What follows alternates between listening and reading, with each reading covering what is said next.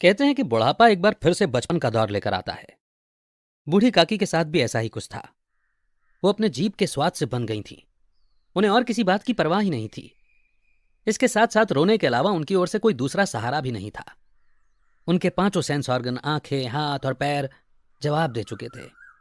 वो जमीन पर ही पड़ी रहती, और अगर घर वाले उनकी मर्जी के खिलाफ कोई काम करते या खाना परोसने में थोड़ी देर हो जाती या बाजार से मंगवाया हुआ कोई सामान नहीं मिलता तो वो रोने लगती। उनका रोना सिसकना आम रोना धोना नहीं था। वो गला फाड़ फाड़ कर रोती थीं। उनके पति को गुजरे बहुत लंबा समय बीत चुका था। छोटी छोटी उम्र में ही उनके बेटे भी भगवान को प्यारे हो गए थे। अब एक भतीजे के अलावा उनका और कोई नहीं था। उस भतीजे के नाम उन्होंने अपनी सारी जायदाद लिख दी थी। भतीजे ने सारी जायदाद लिखवाते समय खूब लंबे चौड़े वादे किए, लेकिन वे सब वादे सिर्फ दलालों के सिखाए हुए झूठे वादे थे। हालांकि उस जायदाद की एनुअल इनकम 150-200 रुपए के लगभग थी, जो उस समय के हिसाब से अच्छी खासी रकम थी। लेकिन इतना मिलने के बाद भी बूढ़ी काकी को भर पेट खाना भी मुश्किल से मिलता था। इसमें उनके भतीजे पंडित बुद्धिराम का दोष था या उनकी पत्नी रूपा का, इसका फैसला करना आसान नहीं था। बुद्धिराम स्वभाव के भले आदमी थे, लेकिन सिर्फ तब तक जब तक उनकी तिजोरी पर कोई आंच ना आए। रूपा स्वभाव से यूं तो तेज थी, पर भगवान से डरती थी। इसीलिए बूढ़ी काकी को उसका मिजाज इतना नहीं खलता था जितना बुद्धिराम का दयालु स्वभाव। बुद्धिराम को कभी कभी अपने बुरे बर्ताव के लिए पछतावा होता था। वो सोचते कि इसी जायदाद के कारण मैं इस समय अच्छा आदमी बना बैठा हूं। अगर सुख सुविधा के सामान और सूखी सहानुभूति से स्थिति में अच्छा सुधार हो सकता हो तो उन्हें बिल्कुल कोई आपत्ति नहीं होती। लेकिन ज्यादा खर्च का डर उनकी अच्छाई को दबाए रखता था। यहां तक कि अगर दरवाजे पर कोई भला आदमी बैठा होता और बूढ़ी काकी उस समय अपना राग अलापने लगती तो वो बहुत नाराज हो जाते और घर में आकर उन्हें जोर से डांटते। कम उम्र के लड़कों को बुढ़ों पर वैसे भी गुस्सा आता ही है, और जब बुद्धिराम के लड़के अपने माता पिता का ये रंग देखते तो वो भी बूढ़ी काकी को और सताया करते। कोई चुटकी काट कर भागता, कोई इन पर पानी का कुल्ला कर देता। काकी चीख मार कर रोती, लेकिन ये बात जानी पहचानी थी कि वो सिर्फ खाने के लिए रोती थी। इसीलिए उनके रोने धोने पर कोई ध्यान नहीं देता था। हाँ, जब काकी गुस्से में आग बबूला होकर बच्चों को गालियां देने लगती तो रूपा वहां आ जाती। इस डर से काकी अपनी तलवार जैसी जीभ का कभी कभार ही इस्तेमाल करती थी, जबकि ये उपाय रोने से कहीं ज्यादा असरदार था। पूरे परिवार में अगर काकी को किसी से प्रेम था तो वो बुद्धिराम की छोटी लड़की लाडली थी। लाडली अपने दोनों भाइयों के डर से अपने हिस्से की मिठाई बूढ़ी काकी के पास बैठकर खाया करती थी। यही उसकी रक्षा करने वाली थी, और हालांकि काकी की शरण में आना उनके लालच के कारण महंगा पड़ता था, लेकिन अपने भाइयों के अन्याय से यह सुरक्षा कहीं ज्यादा बेहतर थी। तो बस वो यहीं आ जाती। अपने अपने मतलब के रिश्ते ने आखिर उन दोनों में सहानुभूति का बीज बो दिया था। रात का समय था। बुद्धिराम के दरवाजे पर शहनाई बज रही थी और गांव के बच्चों का झुंड आश्चर्य भरी आंखों से गाने का आनंद ले रहा था। चारपाइयों पर मेहमान आराम करते हुए नाइयों से सेवा करवा रहे थे। पास खड़ा भाट विरुदावली सुना रहा था और कुछ मेहमानों की वाह वाह पर ऐसे खुश हो रहा था मानो इस वाह वाह का असल में वही अधिकारी है। एक दो अंग्रेजी पढ़े हुए नौजवान इस व्यवहार से उदास थे। वे इस गंवार मंडली में बोलना या शामिल होना अपनी शान के खिलाफ समझते थे। आज बुद्धिराम के बड़े लड़के मुखराम का तिलक आया था। ये उसी का जश्न था। घर के अंदर औरतें गा रही थीं और रूपा मेहमानों के लिए खाना बनाने में बिजी थी। भट्टियों पर कढ़ाई चढ़ी हुई थी। एक में पूरियां कचौरियां निकल रही थीं और दूसरे में अलग अलग पकवान बन रहे थे। एक बड़े हंडे में मसालेदार सब्जी पक रही थी। मुंह में पानी भर देने वाले घी और मसाले की सुगंध चारों ओर फैली हुई थी। बूढ़ी काकी अपनी कोठरी में उदास और दुखी बैठी हुई थी। ये स्वाद में घुली सुगंध उन्हें बेचैन कर रही थी। वह मन ही मन सोच रही थी कि शायद मुझे पूड़ियां नहीं मिलेंगी। इतनी देर हो गई, कोई खाना लेकर नहीं आया। लगता है सब लोग खा चुके हैं, मेरे लिए कुछ नहीं बचा। ये सोचकर उन्हें रोना आ गया, लेकिन अपशकुन के डर से वो रो ना सकी। आहा, क्या सुगंध है! अब मुझे कौन पूछता है? जब रोटियों के ही लाले पड़े हैं तब ऐसे भाग्य कहाँ के भर पेट पूरियां मिलें। ये विचार कर उन्हें रोना आया। मन दुखी होने लगा, लेकिन रूपा के डर से उन्होंने फिर मौन धारण कर लिया।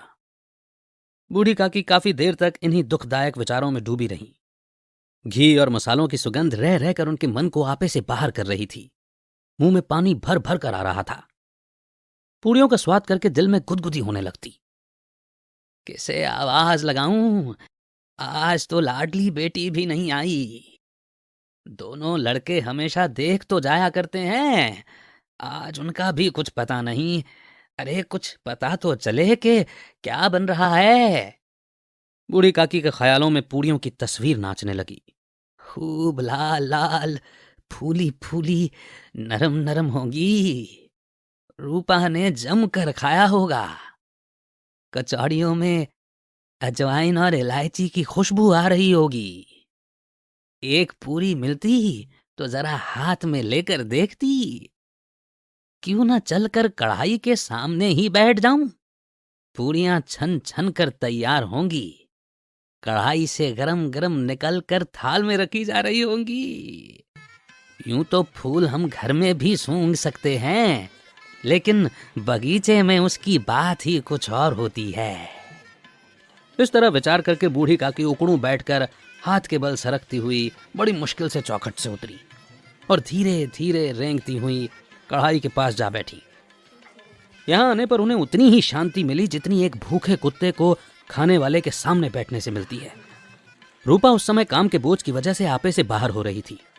कभी इस कोने में जाती तो कभी उस कोने में, कभी कढ़ाई के पास जाती, कभी भंडार में जाती। किसी ने बाहर से आकर कहा, भाऊजी महाराज ठंडाई मांग रहे हैं, तो ठंडाई देने लगी। इतने में फिर से किसी ने आकर कहा, अरे भाट आया है, उसे कुछ दो।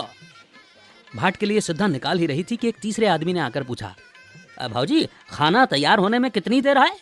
अरे जरा ढोल मजीरा उतार दो। बेचारी अकेली औरत दौड़ते दौड़ते परेशान हो रही थी। वो झुंझलाती भी रही थी, कुड़ भी रही थी, लेकिन गुस्सा जाहिर नहीं कर पा रही थी। उसे डर था कि कहीं पड़ोसन ये न कहने लगे कि इतने में उबल पड़ी। प्यास से खुद का गला सूख रहा था, गर्मी के मारे पसीने से तरबतर हो रही थी, लेकिन इतनी फुर्सत नहीं थी कि जरा पानी पी ले या पंखे से हवा कर ले। ये भी डर था कि जरा सी देर आंख हटी और चीजों की लूट मची। ऐसी स्थिति में उसने बूढ़ी काकी को कढ़ाई के पास बैठा देखा तो जल गई और अपना गुस्सा रोक नहीं पाई। उसे इस बात का ध्यान भी न रहा कि पड़ोसने बैठी हुई हैं, मन में क्या कहेंगी, आदमी सुनेंगे तो क्या कहेंगे। जिस तरह हम मेंढक केंचुए पर झपटता है, उसी तरह वो बूढ़ी काकी पर झपटी और उन्हें दोनों हाथों से झटक कर बोली, अरे ऐसे पेट में आग लगे, पेट है या भाड़? अरे कोठरी में बैठते हुए क्या दम घुट रहा था? अभी मेहमानों ने नहीं खाया, भगवान को भोग नहीं लगा, तब तक धीरज नहीं रख सकी, आकर छाती पे सवार हो गई। अरे जल जाए ऐसी जीभ, दिन भर खाती है। मैं न होती तो जाने किसकी रसोई में मुंह डालती। गांव देखेगा तो कहेगा बुढ़िया को भरपेट खाने को नहीं मिलता, तभी तो इस तरह मुंह बाए फिरती है। डायन मर जाए तो पीछा छूटे, हमारा नाम खराब करने पर लगी है। नाक कटवा कर दम लेगी, इतना ठूसती है फिर भी न जाने कहां भस्म हो जाता है। अरे भला चाहती हो तो जाकर कोठरी में बैठो, जब घर के लोग खाने लगेंगे तब तुम्हें भी मिलेगा। तुम कोई देवी नहीं हो कि चाहे किसी के मुंह में पानी न जाए, लेकिन तुम्हारी पूजा पहले की जाए। बूढ़ी काकी ने सिर उठाया, न रोई न कुछ बोली, चुपचाप रेंगती हुई अपनी कोठरी में चली गई। आवाज ऐसी कठोर थी कि दिल और दिमाग की सारी शक्ति, सारे विचार और सारा बोझ उसी ओर आकर्षित हो गए थे। खाना तैयार हो गया था, आंगन में पतलें लगाई गईं, मेहमान खाने लगे। औरतों ने जेवनार गीत गाना शुरू किया। मेहमानों के नाई और सेवक भी उसी मंडली के साथ, लेकिन कुछ दूर हटकर खाना खाने बैठे। लेकिन सभ्यता के अनुसार जब तक सब के सब खा न लें तब तक कोई उठ नहीं सकता था। एक दो मेहमान जो कुछ पढ़े लिखे थे, सेवकों के इस तरह खाने पर झुंझला रहे थे। वो इस तरह के बंधन को बेकार की बात समझते थे। बूढ़ी काकी अपनी कोठरी में जाकर दुख जता रही थी कि मैं कहां से कहां आ गई। उन्हें रूपा पर गुस्सा नहीं आया, उन्हें तो अपनी जल्दबाजी पर दुख हो रहा था। सच ही तो है, जब तक मेहमान खा न लें घर वाले कैसे खाएंगे। मुझसे इतनी देर भी न रहा गया, सबके सामने पानी उतर गया। अब जब तक कोई बुलाने नहीं आएगा तब तक नहीं जाऊंगी। मन ही मन इस तरह का विचार कर वो बुलावे का इंतजार करने लगी, लेकिन घी के स्वाद की लालसा में ये इंतजार बहुत लंबा लग रहा था। उन्हें एक एक पल एक एक युग के जैसा लग रहा था। अब पत्तल बिछ गई होगी, अब मेहमान आ गए होंगे, लोग हाथ पैर धो रहे होंगे, है ना? नाई पानी दे रहा होगा, लगता है अब लोग खाने बैठ गए होंगे। जेवनार गाया जा रहा होगा, ये विचार कर वो मन को बहलाने के लिए लेट गईं। धीरे धीरे एक गीत गुनगुनाने लगी। उन्हें लगा कि मुझे गाते गाते काफी देर हो गई है। क्या लोग इतनी देर से खाना ही खा रहे हैं? किसी की भी आवाज सुनाई नहीं दे रही। लोग जरूर खा पी कर चले गए हैं। मुझे कोई बुलाने नहीं आया। रूपा जरूर चिढ़ गई है। क्या पता शायद ना बुलाए। वो सोच रही होगी कि अपने आप ही आ जाएंगी।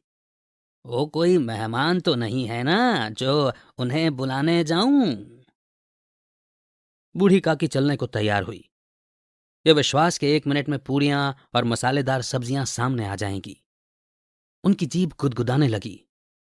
उन्होंने मन में तरह तरह के ख्याल बनाए। पहले सब्जी से पूरियां खाऊंगी, फिर दही और चीनी से कचौरियां रायते के साथ मजेदार लगेंगी। चाहे कोई बुरा माने चाहे भला, मैं तो मांग मांग कर खाऊंगी। लोग यही कहेंगे ना कि ये सोचती ही नहीं। अरे जो कहना है कहते रहें। इतने दिन के बाद पूरियां मिल रही हैं तो मैं तो थोड़ा सा खाकर थोड़े ही उठ जाऊंगी। वो उकड़ू बैठकर सरकते हुए आंगन में आई। लेकिन हाय रे बुरी किस्मत, इच्छा ने झूठी कल्पना की थी। मेहमान मंडली अभी भी बैठी हुई थी। कोई खाकर उंगलियां चाट रहा था, कोई तिरछी नजरों से देख रहा था कि लोग अभी खा रहे हैं या नहीं। कोई इस चिंता में था कि अगर पत्तल पर पूरियां छूट जाती हैं तो किसी तरह इन्हें अंदर रख लेता। कोई दही खाकर चटकारे ले रहा था, लेकिन दूसरा दोना मांगने में शर्मा रहा था कि इतने में बूढ़ी काकी रेंगते हुए उनके बीच में आ पहुंची। कई आदमी चौंक कर उठ खड़े हुए, पुकारने लगे, अरे ये बुढ़िया कौन है? यहां कहां से आ गई? अरे देखो किसी को छू न दे। पंडित बुद्धिराम काकी को देखते ही गुस्से में तिल मिला गए। पूरियों का थाल लिए खड़े थे, थाल को जमीन पर पटक दिया और जिस प्रकार बेरहम महाजन अपने किसी बेईमान और भगोड़े कर्जदार को देखते ही उसका गला पकड़ लेता है, उसी तरह लपक कर उन्होंने काकी के दोनों हाथ पकड़े और घसीटते हुए उन्हें लाकर अंधेरी कोठरी में धम से पटक दिया। जैसे उम्मीद लिए कोई बगीचा लू के एक झोंके में बर्बाद हो गया हो। मेहमानों ने खाना खाया, घर वालों ने खाया, बाजे वाले, धोबी, चमार भी खा चुके थे, लेकिन बूढ़ी काकी को किसी ने नहीं पूछा। बुद्धिराम और रूपा दोनों ही बूढ़ी काकी को उनकी बेशर्मी के लिए सजा देने का मन बना चुके थे। उनके बुढ़ापे, अकेलेपन, सादगी पर किसी को दया नहीं आई। अकेली लाडली का उनके लिए दिल जल रहा था। लाडली को काकी से बहुत प्रेम था। बेचारी भोली लड़की थी, शरारत और चंचलता की उसमें गंध तक नहीं थी।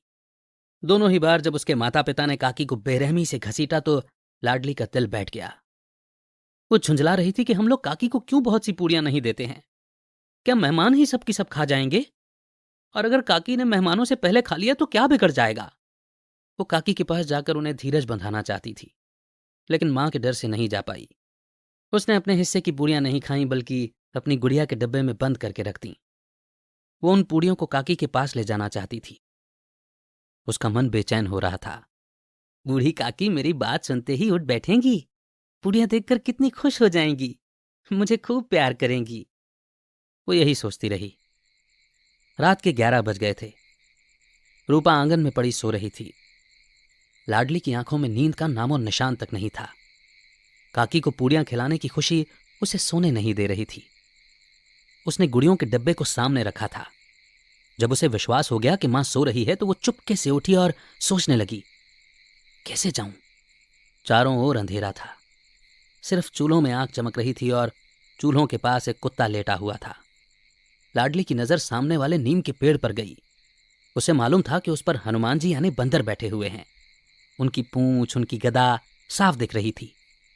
मारे डर के उसने आंखें बंद कर लीं। इतने में कुत्ता उठ बैठा। लाडली को कुछ हिम्मत मिली।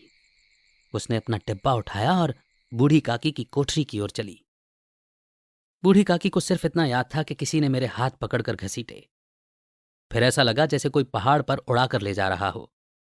उनके पैर बार बार पत्थरों से टकराए, फिर किसी ने उन्हें पहाड़ पर से पटका। वो गिरीं और बेहोश हो गईं। जब उन्हें होश आया तो किसी की जरा भी आहट सुनाई नहीं दी।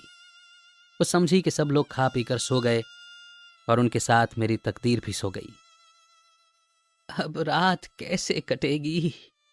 हे राम, क्या खाऊं? पेट में आग जल रही है। हाय, किसी ने मेरी सुध नहीं ली। क्या मेरा पेट नहीं भरने से इनका खजाना बढ़ जाएगा? इन लोगों को इतनी दया भी नहीं आती। न जाने कि बुढ़िया कब मर जाए, उसका जी क्यों दुखाएं। मैं पेट भरने के लिए रोटियां ही खाती हूँ और इस पर ये हाल है। मैं अंधी अपाहिज ठहरी, न कुछ सुन सकती हूँ न कुछ समझ सकती हूँ। अरे अगर आंगन में चली गई तो क्या बुद्धिराम से इतना नहीं कहा गया कि काकी अभी लोग खाना खा रहे हैं, थोड़ी देर बाद में आना। मुझे घसीटा पटका। उन्हीं पूड़ियों के लिए रूपा ने सबके सामने मुझे गालियां दी। उन्हीं पूड़ियों के लिए इतनी बुरी दशा करने पर भी उनका पत्थर का दिल नहीं पिघला। सबको खिलाया मगर मुझे पूछा तक नहीं।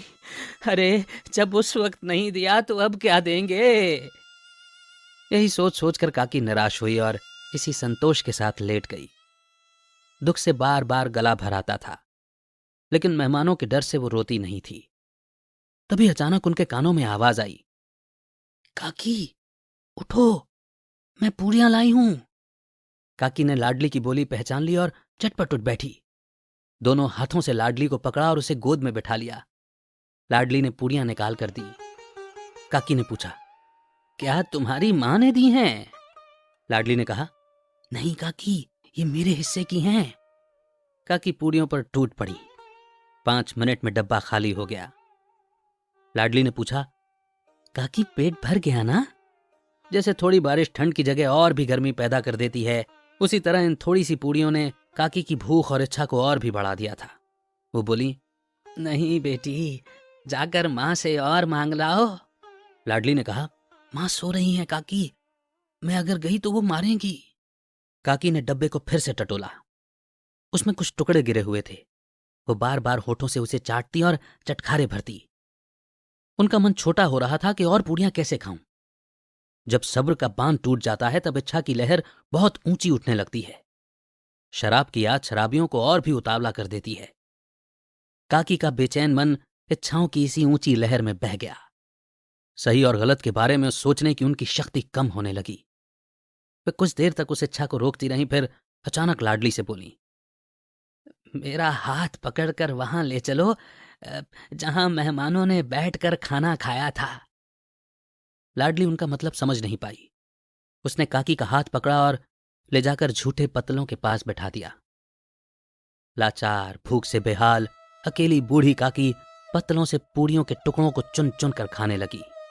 ओह, दही कितना स्वादिष्ट था, कचौड़ियां कितनी मुलायम, खस्ता और कितनी लजीज। काकी ज्यादा पढ़ी लिखी न होते हुए भी इतना जानती थी कि मैं वो काम कर रही हूं जो मुझे कभी नहीं करना चाहिए। मैं दूसरों की झूठी पत्तल चाट रही हूं।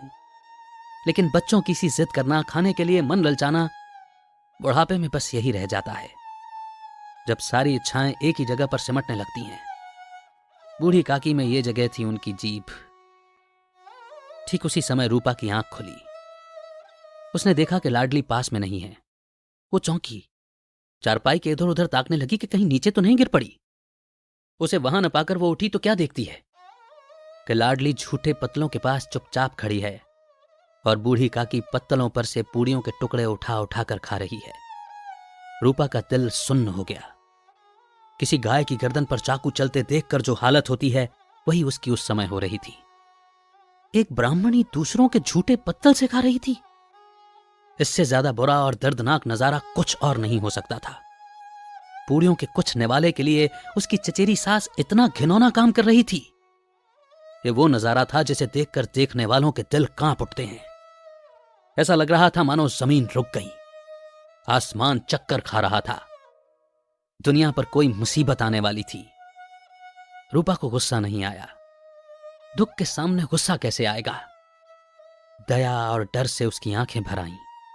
इस अधर्म का जिम्मेदार कौन है? उसने सच्चे दिल से आसमान की ओर हाथ उठाकर कहा, भगवान, भगवान, मेरे बच्चों पर दया करना। इस पाप का दंड मुझे मत दो, नहीं तो मेरा सत्यानाश हो जाएगा। रूपा को अपनी खुदगर्जी और अन्याय इस तरह साफ साफ कभी सामने नहीं दिखे थे। वो सोचने लगी, हाय, मैं कितनी बेरहम हूं। जिसकी जायदाद से मुझे 200 रुपए मिल रहे हैं, उसकी इतनी बुरी दशा, और वो भी मेरे कारण। हे दया करने वाले भगवान, मुझसे बहुत बड़ी गलती हुई है, मुझे माफ कर दो। आज मेरे बेटे का तिलक था, हजारों लोगों ने भरपेट खाया। मैं उनके इशारों पर नाचती रही, एक नौकरानी की तरह। अपने नाम के लिए हमने हजारों रुपए खर्च कर दिए, लेकिन जिसके कारण हमें हजारों रुपए मिले, उसे इसी जश्न में हम भरपेट खाना नहीं दे सकी। सिर्फ इसीलिए ना कि क्योंकि वो बूढ़ी और असहाय है। रूपा ने दिया जलाया, अपनी रसोई का दरवाजा खोला और एक थाली में सारे पकवान सजाकर बूढ़ी काकी की ओर चली। आधी रात बीत चुकी थी। आसमान पर तारों के थाल सजे हुए थे, मानो देवता उसे सुंदर दिव्य सामान से सजा रहे थे। लेकिन उनमें से किसी को भी वो परम आनंद और सुख महसूस नहीं हुआ होगा जो बूढ़ी काकी को अपने सामने खाने के थाल को देखकर हुआ था। रूपा ने भरे गले से कहा था, काकी, उठो, खाना खा लो। मुझसे आज बहुत बड़ी गलती हुई है, उसका बुरा मत मानना। भगवान से प्रार्थना करना कि वो मेरे गुनाह को माफ कर दें। भोले भाले बच्चों की तरह जो मिठाइयां मिलने पर मार और अपमान सब भूल जाते हैं, बूढ़ी काकी वैसे ही सब भुलाकर बैठी और खाना खाने लगी। उनके रोम रोम से सच्ची दुआएं निकल रही थीं और रूपा बैठी उस अद्भुत और दिव्य नजारे का आनंद लेने में मगन थी।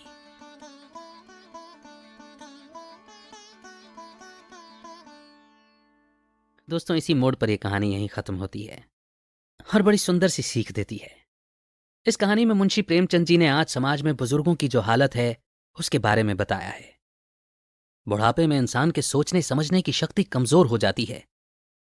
वो बच्चों की तरह जिद्दी और नासमझ हो जाते हैं, लेकिन परिवार वाले इस बात को समझने के बजाय बार बार उनका अपमान करते हैं। इसके साथ ही उन्होंने बुढ़ापे में होने वाली कई समस्याओं के बारे में भी बताया है, जैसे बुजुर्गों को कम दिखना और कम सुनाई देने लगता है, उन्हें चलने फिरने में दिक्कत होती है और वो अपनी रोज की जरूरतों के लिए दूसरों पर निर्भर हो जाते हैं। अपने साथी के गुजर जाने के बाद जब कोई इंसान अकेला हो जाता है तो उसे क्या क्या सहना पड़ता है, उसकी झलक भी हमें दिखाई दी। जीवन में अकेलापन, खुशियों और लोगों की कमी के कारण बुजुर्ग बिल्कुल बच्चों की तरह हो जाते हैं। अपना खालीपन भरने के लिए वो चीजों के लिए तरसने लगते हैं, वो चीजों में अपनी खुशियां ढूंढने लगते हैं। बूढ़ी काकी के मामले में उनके जीभ का स्वाद उनकी कमजोरी बन गई थी। परिवार अक्सर बड़े बूढ़ों को बोझ समझने लगता है, उनका सम्मान नहीं करते। आजकल धीरे धीरे खत्म हो रहे संस्कार भी इसका बहुत बड़ा कारण है। परिवार को लगने लगता है कि ये बूढ़े करते तो कुछ नहीं है, सिर्फ मुफ्त की रोटियां तोड़ते हैं। उनका पेट भरने में उनकी जान निकलती है, लेकिन उनकी जायदाद हड़पने वो तुरंत पहुंच जाते हैं। एक इंसान के रूप में हम कितना नीचे गिर गए हैं ना। बुढ़ापा उम्र का वो दौर है जिससे हम सभी को होकर गुजरना है। खुद से पूछिए, क्या आप ऐसा बुढ़ापा चाहेंगे, अकेलेपन और अपमान से भरा हुआ? तो फिर हमें अपने बुजुर्गों का सम्मान करना होगा। वो आपसे सिर्फ इज्जत और थोड़ा सा आपका समय चाहते हैं और कुछ नहीं। अब बूढ़ी काकी को ही देख लीजिए, उनके साथ इतना बुरा सलूक किया गया, लेकिन अंत में वो एक मासूम बच्चे की तरह सब भुला बैठी और अपनी भूख शांत करते हुए उन्होंने सच्चे दिल से ढेर सारी दुआएं दी। इस बारे में सोचिएगा जरूर। इमोशनल तो आप जरूर हुए होंगे। आपके इमोशंस को एक्सप्रेस भी कीजिए कमेंट सेक्शन में लिख करके। कोई स्टोरी या कोई राइटर जिन्हें आप सुनना चाहते हैं, उसका भी सजेशन आप हमें जरूर दीजिए।